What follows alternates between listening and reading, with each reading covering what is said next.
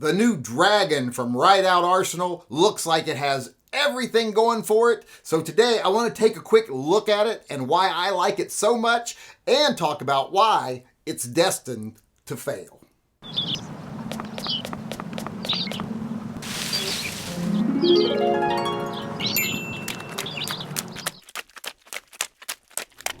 We are the superiorly armed beings. Hey everybody, Yankee here. I think most people know I like unusual guns. I like when designers take a little bit of a risk, maybe do something revolutionary, or if not revolutionary, just at least a little different. That's why I'm attracted to guns that are, outside the norm. And one gun I'm really attracted to right now, is love at first sight, is the new Dragon pistol. I believe they pronounce it Dragon, might be Dragoon for all I know, but the new Dragon from Rideout Arsenal. If you haven't seen it, this gun looks awesome. Like I said, I fell in love with it at first sight after someone pointed it out to me in a live chat. Just loved the look of it right off the bat. I don't know why. I think maybe it's because my lizard brain kind of made a connection between this gun and the Sandman blasters from Logan's Run. I mean, they don't look exactly alike or anything, but for some reason to me, I'm making that connection. Maybe you can see it or not. And that's one of the first sci-fi guns I ever fell totally in love with was the Sandman blasters from Logan's Run. So maybe it's that's making me like it so much, or maybe it's just the fact that it is different. And this gun is very different than most guns. Now, is it new technology? No. It is using the technology of two other guns, and even more than two guns, but two guns specifically. So if you're looking at it thinking, well, this looks kind of familiar, it's a little odd looking, but it does look kind of familiar. Well, it looks the way it does because they're using that really low bore axis. And where you've seen that done before is in the Lago Alien. So it does have a lot in common with the Lago Alien. It also has a lot in common with a previous Arsenal gun, the Strike 1. Which I owned, loved it. They went away after a while, but then they came back, but they were changed. They had a different ownership or something. I don't know.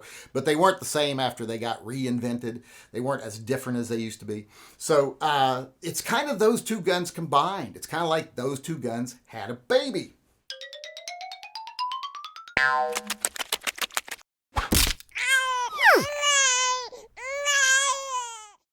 And it utilizes a lot of the technology of the Lago and the Strike 1. Now, the Strike 1 did have a low bore axis. That was its big selling point, that low bore axis.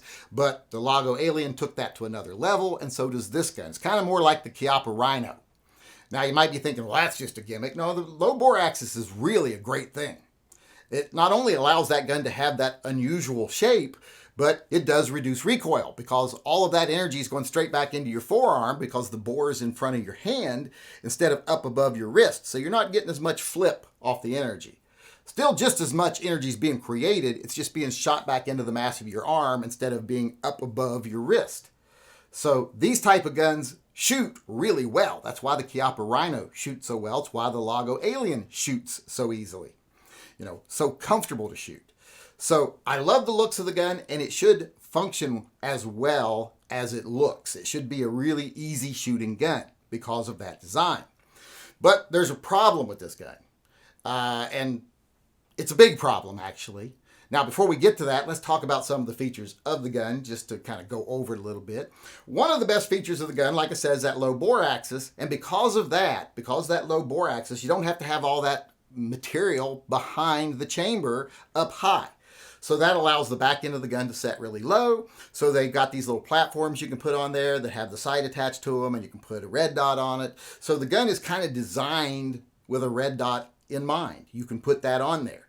And that's modern and new, and it's something I really do enjoy. I like red dots. It makes it easier for someone like me to shoot. So I like that design, not just because of how it looks, how it kind of slopes off and is real sleek and low in the back, but it makes it real easy to add stuff to the back and still be able to co-witness. You don't need that great big giant sight in the front that can snag on things because you got a red dot. You don't need that big co-witness front sight, that suppressor height sight.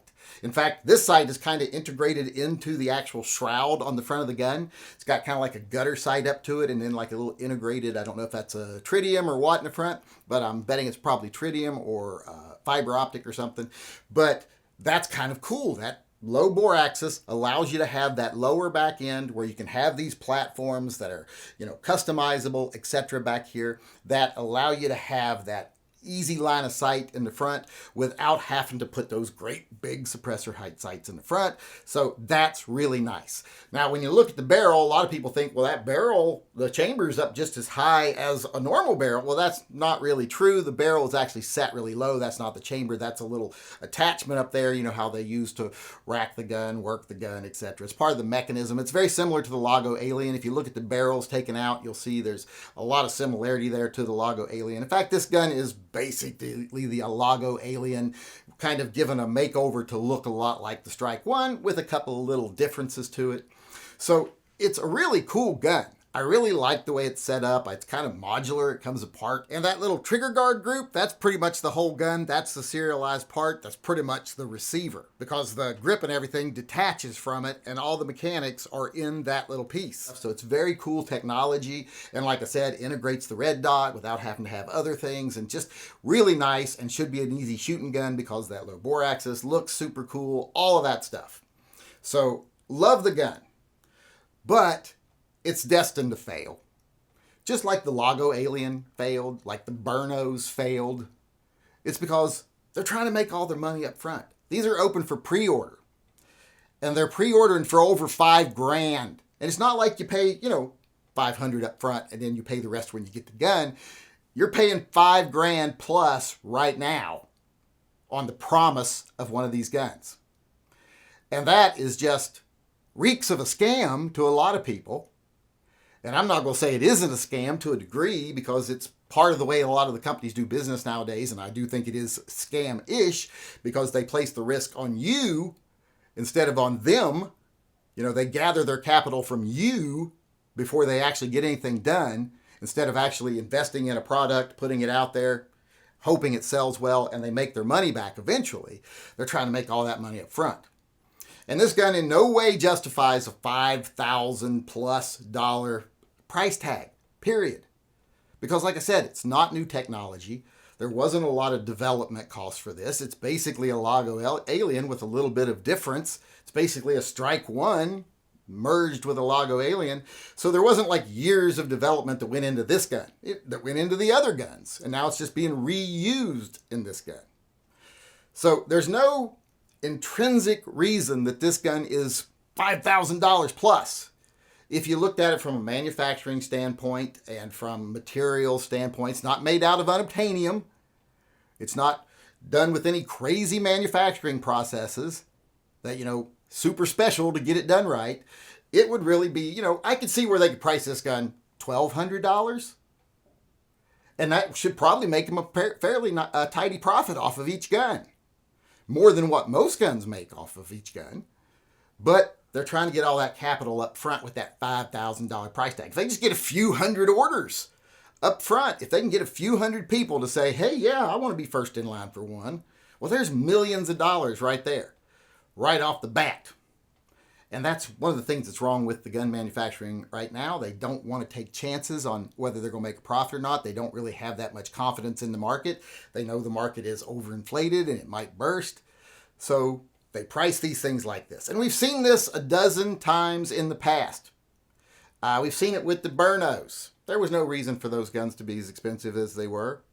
We've seen it with the Lago Alien. There was no reason for that gun to be as expensive as it is. We saw it lesser with the Strike 1s and stuff. They were obtainable at least, but they were still kind of pricey. But that was a while back. Since then, things have started going up. They start asking more and more up front. You're paying for their development costs. You're paying for the manufacturing design. You're paying for all the stuff that should be paid for by investors. They're trying to take that out of your pocket first. And that's just not the way to do business if you want to be successful. So I think they figured that out with guns like the Lago Alien and the Burno. So instead of, taking a chance, making a product, making a profit, they make all their money up front. And then even if they never make it, they give you back most of your money probably, if you're lucky and you get it back. Then they just disappear into the night. We've seen it 100 times. So I don't like how they do these pre-orders with these extremely high price tags for guns that, it's not like it's made out of a special metal. It's not like it requires a special manufacturing process, and it's not like it is new technology. It's not. It's not new. It looks cool. It should function great. They have a good product there. But they don't trust the product enough to actually invest in it, then sell it and reap the rewards. They're trying to get the rewards up front. They're trying to say, hey, look what we could do if you all pay for it first. And it ain't worth it. Because if you pay $5,000 for one of these, well, what do you have if they go out of business? You have a gun that ain't worth $5,000. Not even close. It's essentially worthless after they go out of business. So you've just thrown away money. And that's the real problem I have with these types of new guns and these types of manufacturers. And it seems like Arsenal might be one of the companies that likes to engage in this process, because I'm sure this Arsenal and Rideout Arsenal is the same Arsenal that gave us the Strike One. So it just seems like maybe this has become their game plan nowadays, to overprice guns and make profit up front. And then it doesn't matter if it goes out of business because you made millions right up front. So even though I love the looks of the gun, and I think it has the potential to be a great gun that could sell really well, I don't think I would buy one even if I could afford it. Because like I said, we've seen too many of these companies come and go. The models come and go. And then once they're gone, like what's a Burno worth now? I mean, who's going to go out and pay $7,000, $8,000 for a Burno knowing, hey, I can't get parts for it. It's not a well-established gun, so it may not last that long. And super expensive. It doesn't really have any esteem to it. There's no long history of the gun company, like this was an original Burno. No, they came and went in the night. So people who paid that much money for them just ended up with a relatively cool gun that is incredibly overpriced. And now they can't get it serviced, get parts for it, anything. And I think the same potential exists here with this gun. So even though I think it's super cool, and I would love to see it be successful in the market, I think it borders on being a scam, and I don't think it'll be around for long.